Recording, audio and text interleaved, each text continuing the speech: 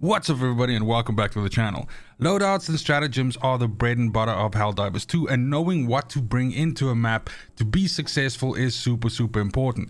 In this video I want to share my loadout, which I pretty much use whether I'm playing solo or in groups for pushing really difficult end game content. Let's go. So starting us off in the primary slot, my personal preference is something that's able to ping enemies from further away and essentially take them down without them being close to you, and also able to penetrate armor. And the Jar 5 Dominator, which is the weapon on the third page of the pay to win warband, is really good suited for this. It has a super small clip size and the reload is not that great, but once you get used to this, it kind of really slaps.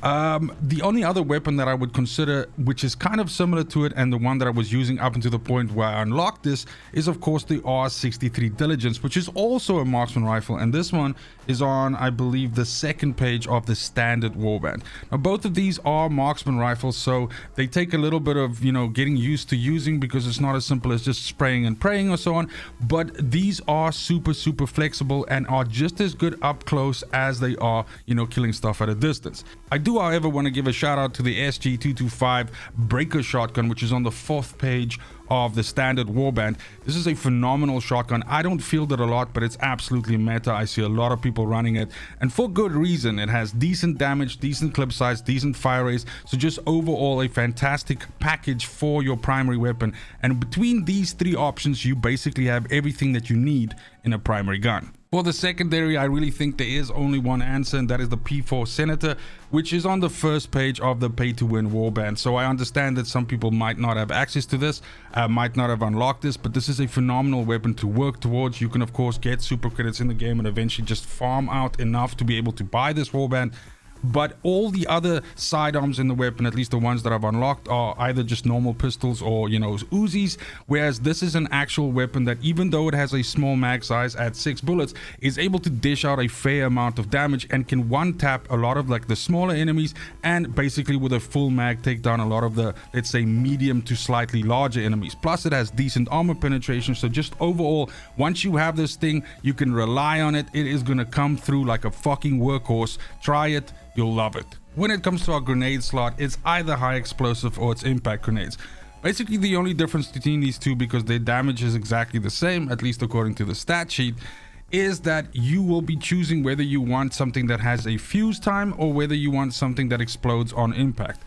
I think both are fine, and it kind of depends on how good you are at putting grenades where they need to be. If you're good at getting stuff to essentially hit exactly in the right spot where you want it to be and then explode, absolutely go for impact grenades. If you want something that lays around a little bit or rolls into the position that you want it to be, then high explosive is there. I think in the end this just comes down to personal preference and what you enjoy. You want a grenade that deals a lot of damage, and your grenades are super important for closing up bug holes and stuff like that if you don't have another way of doing it, so pick the right grenade. And then that brings us to our first stratagem, which is usually the slot that I use for my special weapon.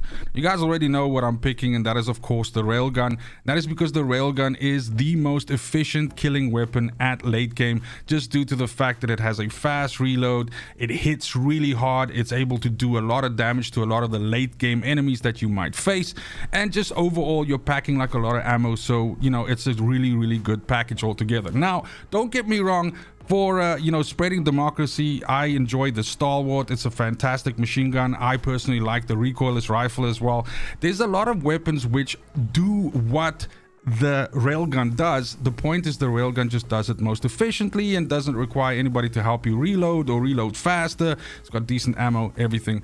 I'm repeating myself. The railgun speaks for itself, and trust me, once you get to level 20, you pay the 10k and you start using this, you'll realize why everybody is raving about this. A team of 4 people running around with these things will absolutely shred anything that the fucking game can throw at you.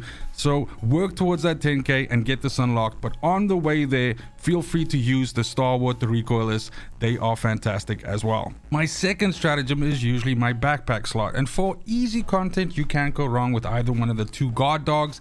Both of these will get the business done, whether you're using the kinetic or the laser version. It's basically like having another person with you, and oftentimes these can save you in situations where you're stuck with a long reload or running away. These can plug away at some of the enemies chasing you, and it makes all the difference. But for difficult content and surviving what the late game throws at you, you can't go wrong with the shield generator pack, especially if you're going solo. This is basically like having an additional health bar, and will help you soak up a lot of like the one-hit stuff in the game, like rockets flying away or acid or anything like that. And it pretty much works like the shield of, you know, something like Master Chief from Halo. So you'll deplete it, it'll go down for like 5 seconds and then come back up, not at full strength, but if you let it sort of just charge up a little bit, it'll get up to a decent strength again. The other reason why this is super powerful is not just because it gives you that additional, you know, survivability, but also because it helps you to resist knockdowns and push, you know, like stuff like essentially flinging you about the battlefield. And a lot of the times that is the shit that actually gets you killed, because you can get pushed into, you know, additional enemies or something like that. So again, when you are playing easy stuff, this might be overkill. I think the shield generator pack is really only there for like that really tough stuff, but especially if you're going solo, this shit is best in slot. My last two stratagems are weapon stratagems. So these are usually the ones that I use for airstrikes or turrets or, you know, anything, orbital strikes, anything like that, stuff that deals damage on the map. And it actually depends on the kind of mission that you're trying to do. But the baseline, the median two that you can take in that will always be reasonable and always be decent is, of course, the Orbital Laser, which is fantastic since it tracks and it actually stays on the battlefield for quite a while. This can absolutely thin out a nest with really tough enemies. It can take out some of the tougher enemies in the game. And this will follow them around, and essentially as it crosses over nests and stuff like that, it'll actually destroy those nests as well. So if you are lucky and you throw this into like an egg nest or just a nest with like 4 or 5 of these tunnels, this can sometimes do all of the work for you without you actually having to go in there. Another one that I want to pull attention to is the Eagle Airstrike, which is not one of the more expensive options, and it's certainly not the 500 kilogram bomb.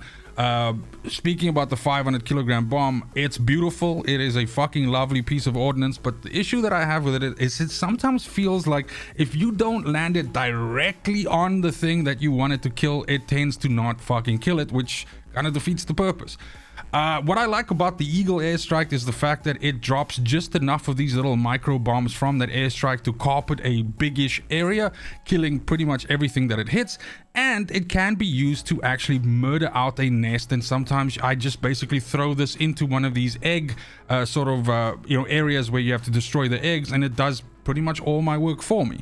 So these two are my go-tos. I always take the laser, and the laser has 3 uses before you can't use it anymore. And then I take the Eagle Airstrike, which has 2 uses, and then you have to rearm, and then you can go 2 and rearm infinitely.